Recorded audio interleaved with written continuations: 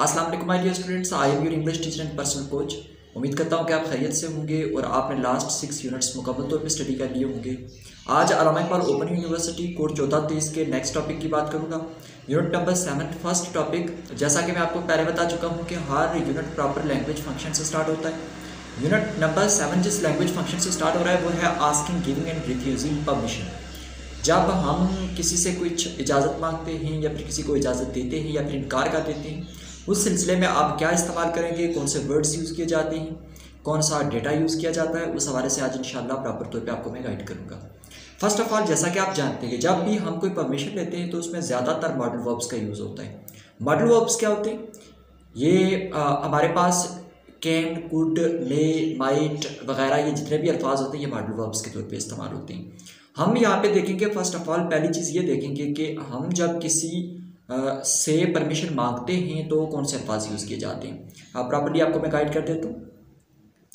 First of all, जब भी हम परमिशन किसी से मांगते हैं तो हम जो पहले अल्फाज इस्तेमाल करते हैं वो कैन, उसके बाद कुड, मे, माइट वगैरह के अल्फाज भी यूज़ कर सकते हैं। कैन और कुड का यूज़ पहले मैं आपको बता देता हूँ, फिर मे और माइट पे चलते हैं। For example, can I go, can you please allow me to enter in the classroom, may I come in, could I speak English, is it okay if I, and would it be possible to go home, would you please tell me about your name।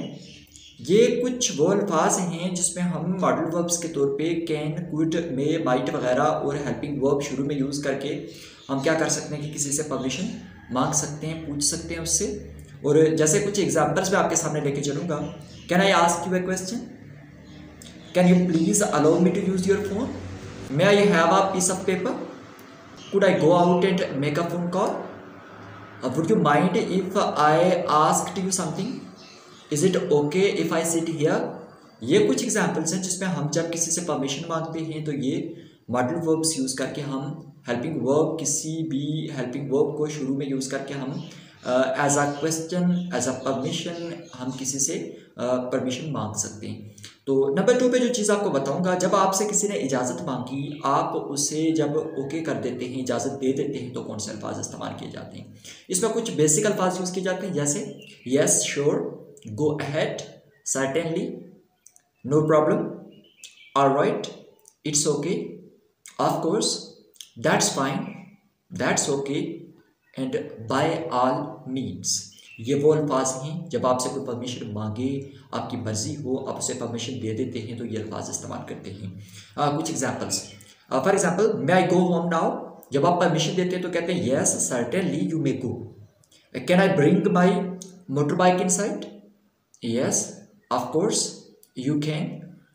इसी हवाले से जब मैं next बात करता हूं, तो जब आपसे कोई परमिशन मांगे, आप इनकार कर जाते हैं, रिफ्यूज़ कर जाते हैं, तो फिर कौन से अल्फाज इस्तेमाल किए जाते हैं। बहुत सारे रोज़मर्रा ज़िंदगी में ऐसे मौके होते हैं कि आपसे जब कोई चीज़ मांगता है तो पॉसिबल नहीं होता उसे दे सकना, या फिर कुछ पॉसिबिलिटीज़ जब नहीं पाई जाती तो फिर आप उसे इनकार कर देते हैं, रिफ्यूज़ कर जाते हैं। वो रिफ्यूज़ल किस तरह से आपने करना है उसके लिए चंद अल्फाज इस्तेमाल किए जाते हैं, बड़ा डिसेंटली महज़ब तरीके से चंद अल्फाज इस्तेमाल किए जाते हैं। वो कौन से वाले? जब आपसे कोई कुछ मांगे तो आप कह सकते हैं sorry, no, no sorry you can't, no I am afraid, I am sorry I can't let you, I'd rather you didn't. ये कुछ अल्फाज हैं कि जिनको जब हम इनकार करते हैं, किसी को कोई चीज़ नहीं देते, तो फिर ये अल्फाज इस्तेमाल किए जाते हैं। मैं कुछ एग्जांपल्स आपके सामने रखूँगा। Do you mind if I invite some friends here tonight. आप जब इनकार करते हैं कहते हैं well I'd rather you didn't, my elderly mother is not well. Example number 2 आपके सामने रखूँगा, कहता है कि may I take your car tonight. जब आप उसे इनकार कर जाते हैं तो कहते हैं well not really, I have to go out as well. Next example आपके सामने रखूंगा, if you don't mind can I ask a friend to share my room. आप जब इनकार करते हैं I am afraid it is not possible, it's policy here not to allow 2 people to share a room. और आखिरी example, can I use your computer, no sorry you can't, I am working right now. ये वो कुछ examples हैं जब आपसे कोई चीज़, कोई परमिशन मांगता है तो आप उसे इनकार करते हैं, तो कैसे डिसेंटली उसको आप उसके सामने इनकार कर सकते हैं। तो आपने क्या करना है, जो आपको मैं एज अ टास्क दे रहा हूँ, असाइनमेंट दे रहा हूँ, वो ये दे रहा हूँ कि आपने करना ये है, परमिशन मांगते हुए आपने 10 sentences asking permission, 10 sentences giving permission, और 10 सेंटेंसेस रिफ्यूज़ल के आपने लिखने हैं, जिसमें आपने किसी को कोई चीज़ जब कोई मांगे तो आपने उसे इनकार करना है, एज असाइनमेंट करना है। इसे प्रैक्टिस कीजिए। इंशाल्लाह मज़ीद अगर समझ नहीं आती तो आप कमेंट बॉक्स में पूछ सकते हैं, इंशाल्लाह मैं ज़रूर आपकी हेल्प कर दूँगा। My dear students, next topic की बात करूँगा। आज मैं आपको बताऊँगा कि structure of can, could, may, might कैसी होती है, इसको आप यूज़ कैसे कर सकते हैं, ये वर्ड्स कहाँ पे यूज़ होती हैं, इनके प्रॉपर फंक्शंस क्या हैं। तो सबसे पहले चलते हैं कैन और कुड के हवाले से। अगर मैं कैन और कुड की बात करूं तो आपको ये पता होना चाहिए कि कैन कुड किसी चीज़ की अहलियत, किसी भी चीज़ की परमिशन देने के लिए, रिक्वेस्ट के लिए, पॉसिबिलिटी के लिए या एबिलिटी सजेशंस के लिए भी आप कैन का इस्तेमाल कर सकते हैं। सम एग्जांपल्स आपके सामने रखूंगा, आप इस चीज़ को समझ जाएंगे कि कैन जो होता है, जब हम कैन यूज़ करते हैं तो कैसे कैन यूज़ कर सकते हैं। I can ride a horse, ये एक एबिलिटी है। He can stay out after 10 PM, ये परमिशन है। Can you hand me the stapler please, ये एक आपकी दरख्वास्त है। Any child can grow up to the president, ये एक पॉसिबिलिटी है। जबकि no man could swim by the age of 11, ये एक अहलियत है। और you could see a movie और गो आउट विद फ्रेंड्स, ये एक सजेशन है।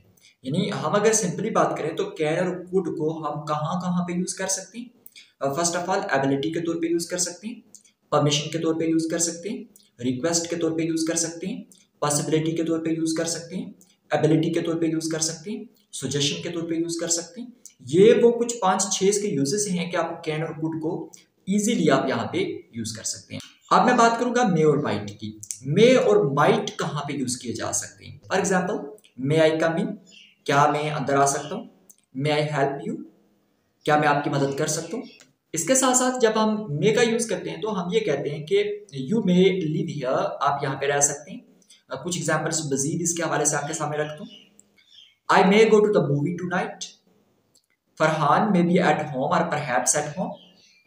Your purse might be in the living room, if I don't have work I might go with you. I may play tennis tomorrow.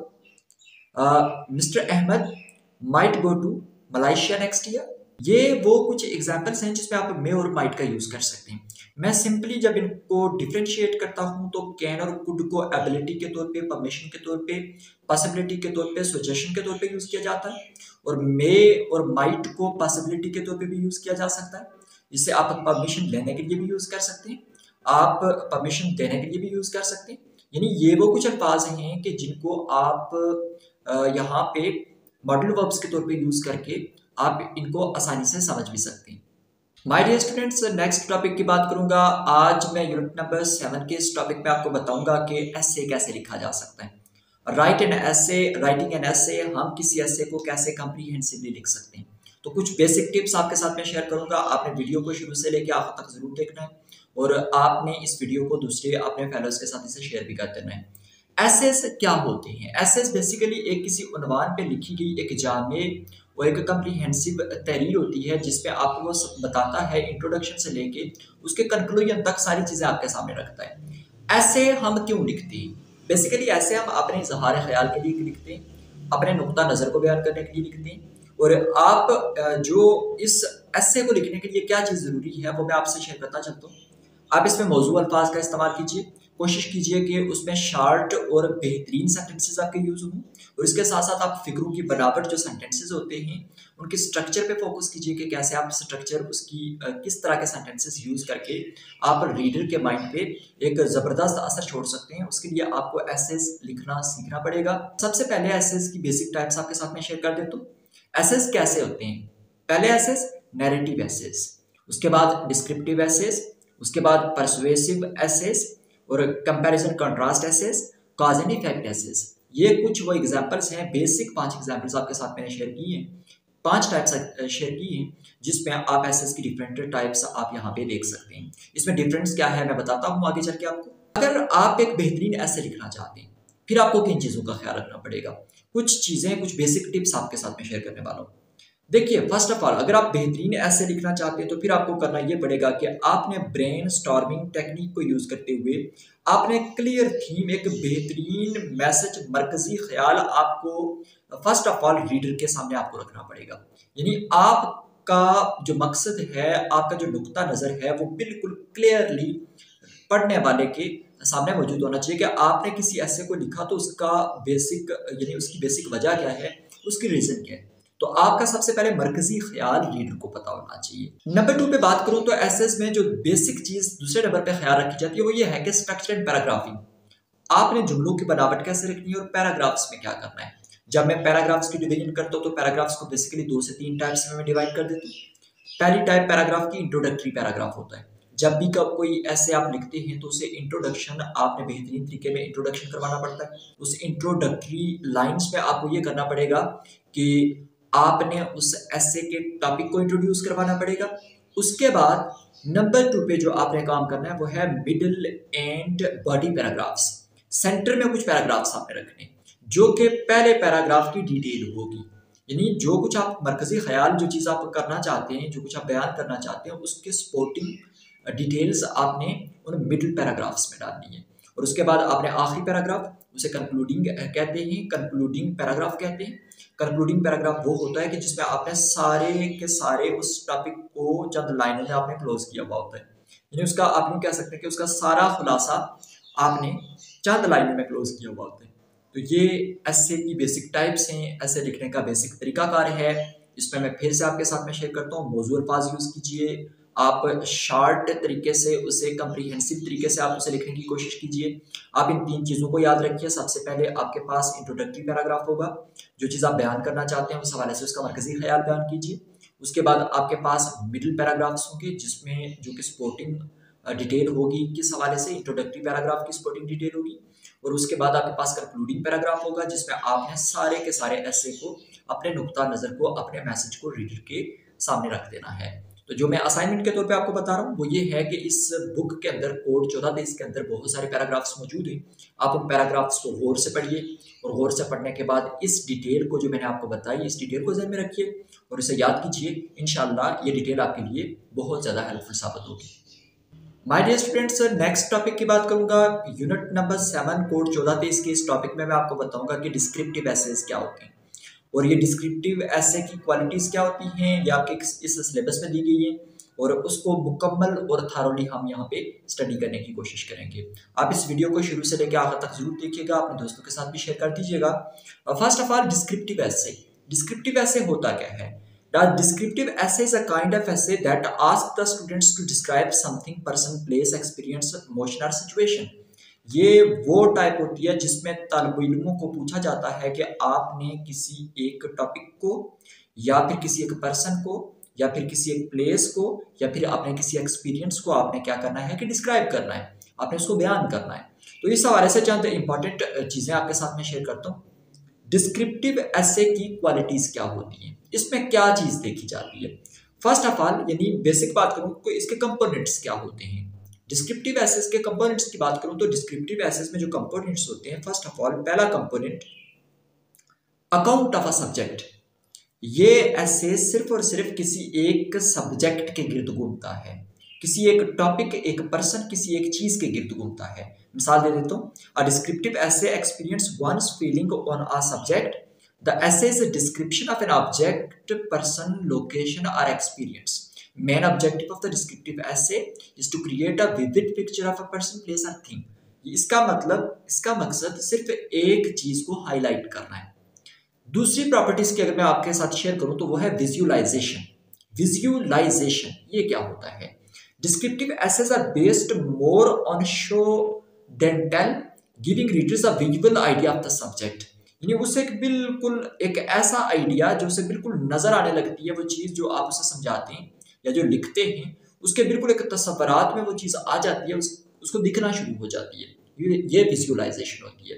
और अगर visualisation को मैं आसानी से एक्सप्लेन करूं तो यूं एक्सप्लेन करूंगा कि जब आप कोई चीज़ बाद में होने वाली आज देखना शुरू कर देते हैं तो वो विजुअलाइजेशन होती है। अच्छा, इसकी तीसरी प्रॉपर्टी में जाता हूँ। तीसरी property sensory experience.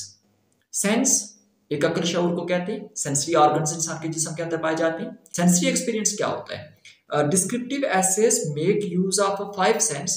Writer effectively conveys personal perception to the subject through the use of sensory detail exciting और senses of smell, taste, touch and seeing.